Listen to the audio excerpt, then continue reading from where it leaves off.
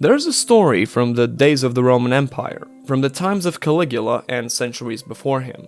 A story we know now equal parts as fact and legend. It's a story of a priesthood held in what is now Aricia in Italy, by the shores of Lake Nemi. A sacred grove dedicated to the goddess Diana with a mystical tree which grew golden boughs, symbols of veneration as told in Virgil's Aeneid. In that grove would stand a man, sword by his side, snapping his head towards any stray sound or motion between the trees.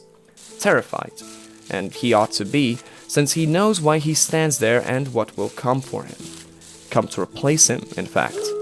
He's the priest of this grove and given the title of king, Rex Nemorensis, the king of the woods. And he's gotten this position not by any divine birthright nor by democratic process. He's taken the place of a previous priest king, slain by his own hands, and the same would be destined to happen to him.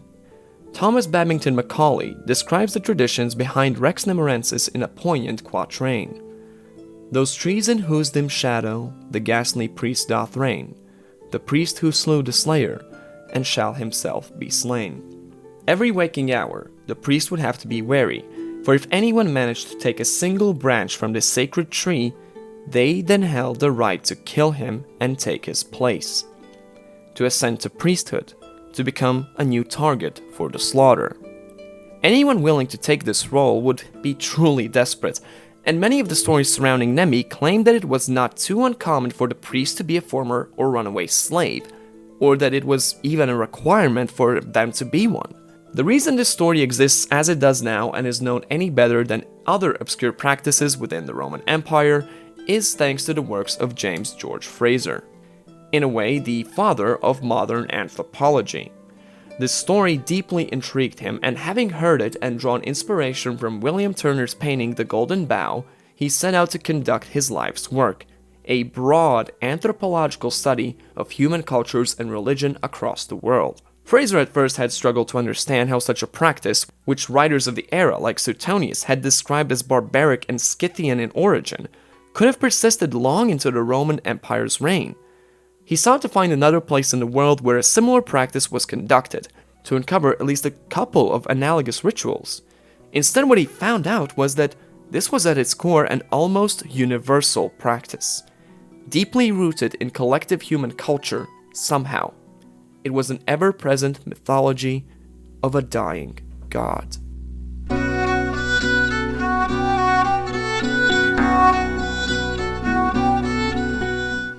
It wasn't always a literal dying god, as shown by the legend of the King of the Woods. Suggested by Frazer's research is the idea that in many, or to some degree perhaps all cultures, a similar rite can be found, a sacrifice associated with the dying of nature and crops in the winter months and their revival in spring. He even then suggests that perhaps the role of a king in the ancient world stems, at first, from being a necessary sacrifice, with the power vested in their position being a secondary development. Frazer's ideas met quite a bit of backlash at the time for a multitude of reasons, but they struck a chord with many authors of his time and long after his death. Whether Frazer's observations had been accurate to the real world, and whether an overarching narrative of godly sacrifice and apotheosis can be observed, the idea of such sacrifice, death and rebirth of deities, and man's own ascension to godhood, well, it all seems so tantalizing, it's no surprise that creatives soon took to incorporating these ideas in their works. The most famous example of such an author might be H.P. Lovecraft, with The Golden Bough being an honorable mention amongst the works listed as sourcebooks for Dr. Engel's research. The Call of Cthulhu doesn't hide its Frazerian influence at all, the most notable and immediate perhaps being the existence of the Cthulhu cult within the story, an ancient religion built upon human sacrifice, its origins shrouded in mystery, yet finding analogues across the entire world, followed by natives in Greenland, Africa, Asia, and the Louisiana bayous, much like the mysterious priesthood of Nemi and the countless worldwide analogues found by Frazer. And, well, what does this secret cult worship? A dead god, of course, the great and mighty Cthulhu of the sunken city of Roulier. Well, no, in reality, the Call of Cthulhu never really makes the claim that Cthulhu itself is a god. Instead, its role harkens back to Frazer and Nemi. Cthulhu isn't a god, it's a priest, one which has died and needs to be reborn when the stars are right to bring countless deaths, and the return to the veneration of the great old ones, the actual gods of the mythos. Like I said, it's actually quite rare for Frazer to talk about a literal dying god. It's not as though the King of the Woods was more than a mere mortal, nor were the countless examples explored by Frazer's work. Quite often, the sacrifice would be a king, or an analog of one, or even a specifically designated fake king, who would be sacrificed to please the gods in a sort of divine cull. When the king would grow too ill or weak, or his people were faced with prolonged hardships in the form of droughts, plagues, floods, or other natural disasters, well, if the king rules by divine right, then the wrath of gods clearly means that they've lost that right. Heck, the whole ancient Chinese system operated on the premise called the Mandate of Heaven.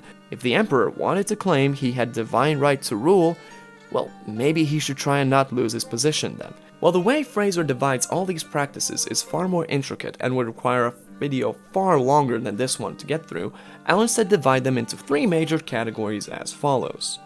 The sacrifice of one for the many. Certain African tribes would grant someone a position of temporary king in order to sacrifice them in this way for the purposes as I described them before. Khazar kings would be executed after a set number of years. In ancient Ireland, failed kings would be ritualistically executed and thrown in lakes and bogs.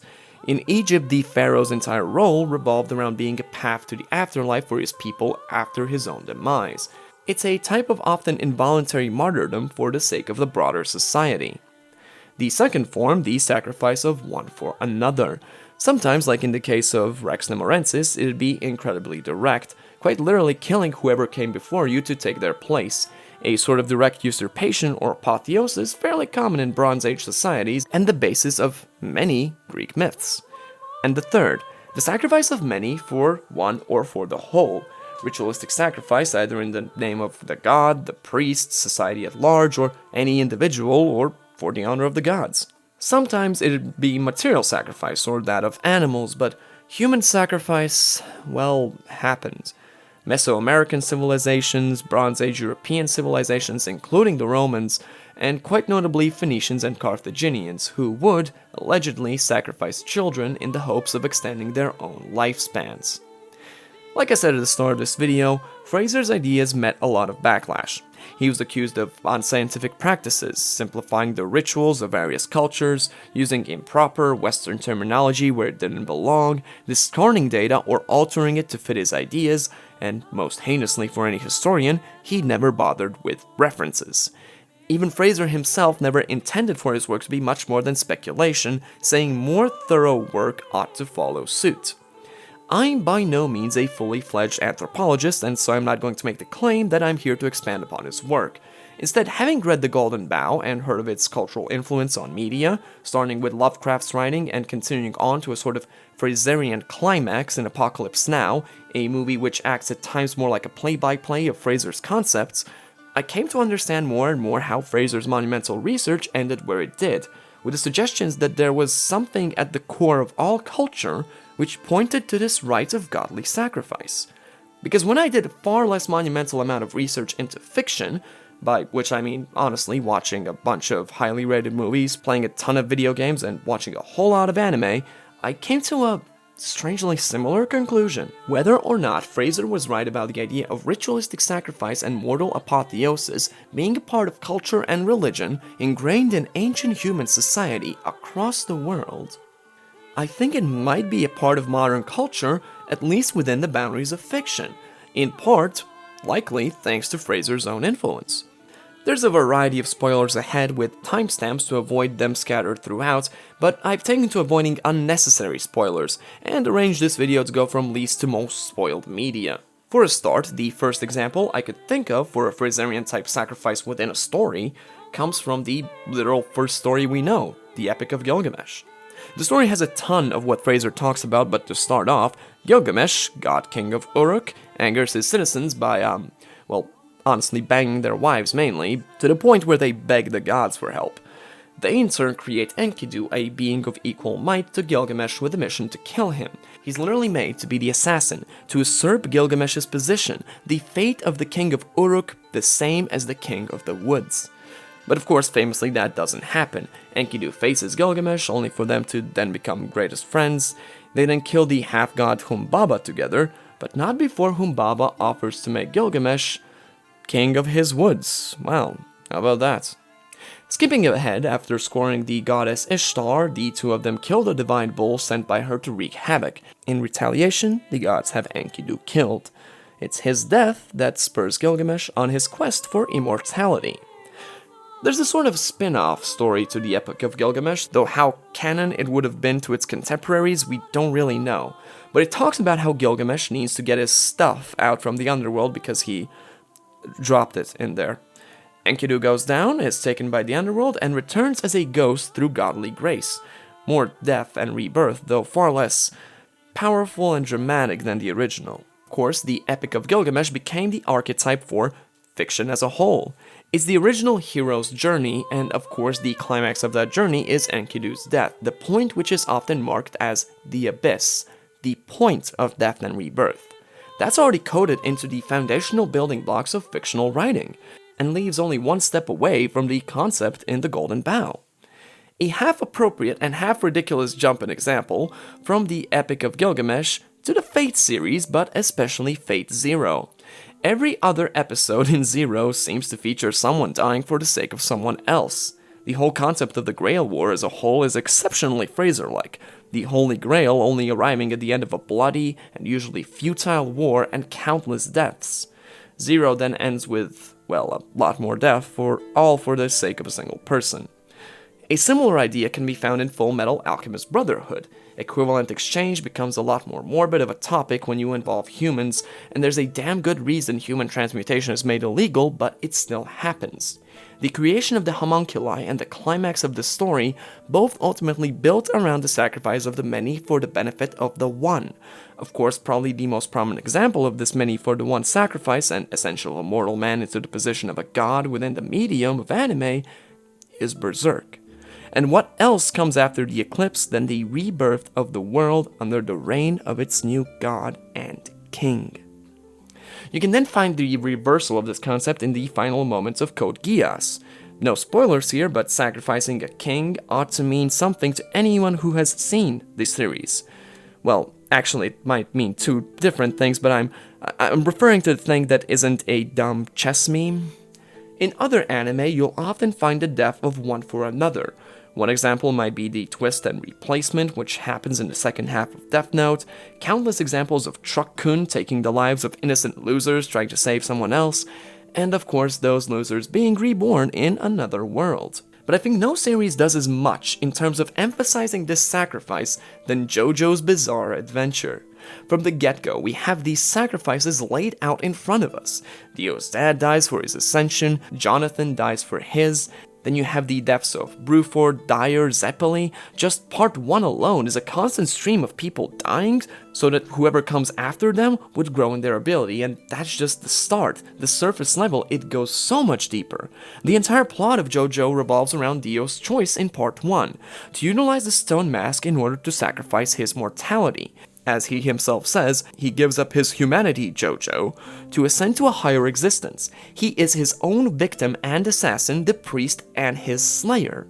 And it sure is a crazy coincidence how his name also just happens to literally mean God. And if we move on to part 2, the plot now revolves around the Aztec gods of good gains, demanding blood sacrifice and creating artifacts, such as the mask, to fulfill that purpose, so that they may acquire the Redstone of Asia and become ultimate beings.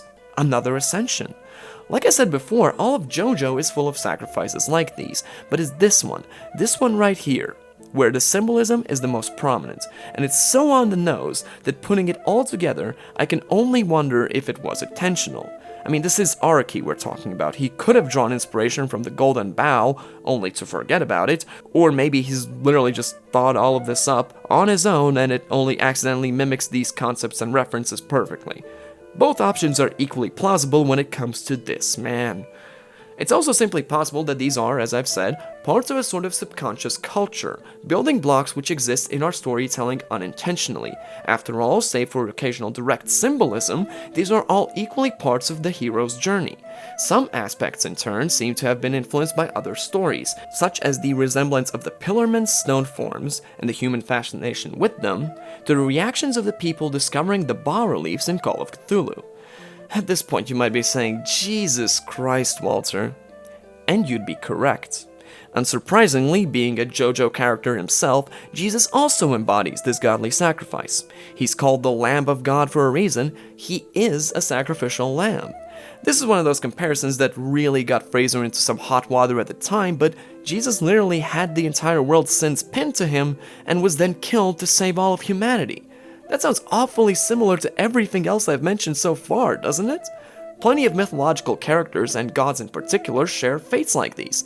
For example, Prometheus, who molded humanity out of clay and brought us fire. For that transgression, he was punished to eternal torment. To wrap up all the anime talk, I'd like to bring up how for the previous video talking about pathetic protagonists, link in the description by the way, I watched a bunch of them, including Kaiji, Ultimate Survivor.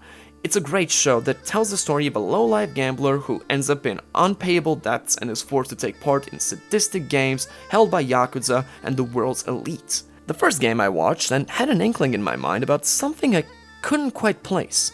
It was the second game where, as I watched it, I thought briefly of this video idea and just had to go, "You can't keep getting away with it!" It is extremely Frazerian, and I then realized so was the first game, but I'll actually only spoil the second game since it's rather short. 12 contestants are made to cross over 4 steel beams with 3 contestants on each one. The beams get narrower as you move forward ahead, forcing you to slow down and take your time more, and if you touch the beams with anything other than your feet, you forfeit the game. The beams are set over a drop, which is guaranteed to cause injury if you fall, but not death per se, so long as you land on your feet. Because of the narrowing of the beam, whoever goes at the front is likely to slow down more as they go further, allowing whoever's behind them to push them down. Since only 2 of the 12 players have the chance to win a prize of 10 or 20 million, that pushing is encouraged. Kaiji himself goes on the beam as the second player, which puts him in a position where he must push the man ahead of him in order to advance, while the third contestant comes up behind him to do the same. Those trees in whose dim shadow the ghastly priest doth reign, the priest who slew the slayer, and shall himself be slain. That's all I'll spoil for Kaiji here, but I should note that the third game takes the Rex Nemorensis analog to its logical extreme. In fact, I realized that almost every bit of media I looked at for the Pathetic Protagonists video features a Frazerian sacrifice. Evangelion, Punpun, Uncut Gems, A Silent Voice, all of them have scenes which, unfortunately, come near the end, and I'd rather not spoil them, but they prominently feature a sacrifice of life for the benefit of another. Or the sacrifice of a god for the sake of mankind, or the mankind for the sake of itself, or at the very least a very near sacrifice. Linebarrels of Iron is extremely on the nose here, with Hayase dying and being reborn in the show's first episode, and Hayase's friend then becoming a sacrifice for him to unlock his full potential soon after. Also, of course, if we're talking about this trend in anime, there's of course this gem from Yu-Gi-Oh! Duel Monsters. Anime and ancient mythology aren't alone in these concepts, of course, though a lot of them are fairly blatant about it. Video games are too. There's a lot of them, and I'll only name a handful without further elaboration and let your mind run wild for where and how these all feature a Frazerian sacrifice. Keep in mind, the list is always going to be incomplete. God Hand, the Metal Gear franchise multiple times, Left 4 Dead 2, the Shin Megami Tensei series, the Fire Emblem series, Danganronpa like the entire thing, Doki Doki Literature Club, Xenoblade Chronicles, GTA 5, Half-Life, the Might and Magic series and especially Dark Messiah, Dishonored, The Witcher, Red Dead Redemption, the Persona series constantly, every game that features the Cult of Cthulhu, everything related to Warhammer. Yeah. Hold on. Now I do think that would be intriguing to cook your own poop and eat it. And the obscure example that I'm going to use here, the Minions. The Minions is a great game, its only drawback of its simple graphics being a charming point to me personally. And at its core, it is almost precisely a Golden Bough analog. In the game's lore, the world was once ruled by an omnipotent, all-powerful deity referred to as the Pantocrator, meaning ruler of all. But that god is now gone, and a series of pretenders, leading different nations, have come out of the woodworks to claim his former throne. You start by creating one such pretender based on ancient figures and images of worship like demons, monoliths, mighty shamans, trees of life, angels, and Greek deities, and putting that pretender at the helm of a nation. The nations in this game are pretty cool, being based not on fantasy tropes of orcs and elves, but on the cultures, religions, and mythologies of the real world. Among them, actually, is the nation of Rolye, with 3 stages to its existence, when it was ruled by the Great Old Ones, polypal gods, then when it is led by the likes of Cthulhu as descendants of the Starspawn, and then finally analogous to how Lovecraft describes them, with their powers largely being maddening dreams. Your goal in the game is to literally kill every other pretender god, because that is the only way, unless you add other ways in the game's settings, to ascend to true godhood, to reach Apotheosis, and become the new Pantocrator. I couldn't tell you how much of this game's concept is direct Golden Bough influence, but even if indirect, it's apparent. But I've mostly left games untouched and will let you decide for yourself how much the rest I've mentioned and heck, any other game fits our criteria. Because the ultimate example that there's something to this idea, that there might genuinely be some bizarre drive towards these ideas with humanity, whether planted there at the start of civilization, or when the first works were written, or perhaps when Frazer compiled them, a massive collaborative writing effort, hundreds of authors working together to mold this single world, its canon perhaps loose and ever-changing, not set in stone, and even so every single one of its components on their own already pointing towards the same direction, in the way of apotheosis and godly sacrifice. The SCP Foundation. The SCP Foundation is a long-running series, which at the time of my writing is on its 8th series, and at the time of recording, much further than that, meaning it's about to hit 8,000 separate articles, not including any tales, fanworks, or offshoots, such as the SCP sites for different language authors. In case you're not familiar, the format of 2 SCP articles is usually fairly straightforward. They're descriptions of things, everyday objects and living creatures, dead bodies and microscopic organisms, robots and indestructible somethings and fleshy horrors and everything else, which has been deemed anomalous by the titular SCP Foundation and requires some means of containment. Despite being written by so many different authors and having an intentionally loose canon, the more articles you read, the more you might start to notice the same pattern we've been looking for. The SCP Foundation deals with a lot of groups of interests, and well, let's start with the obvious ones. The Church of the Broken God is one of the more popular GOIs, and its name gives away quite a lot of its story. Adherents of the Church's different branches are united in one goal, the reconstruction of an ancient mechanical deity, a god that has literally been shattered into pieces. Some of these stories, of course, toy around with the Broken God's exact mechanics, as it isn't always literal, nor always mechanical in nature, but the goal of these worshippers is largely the same.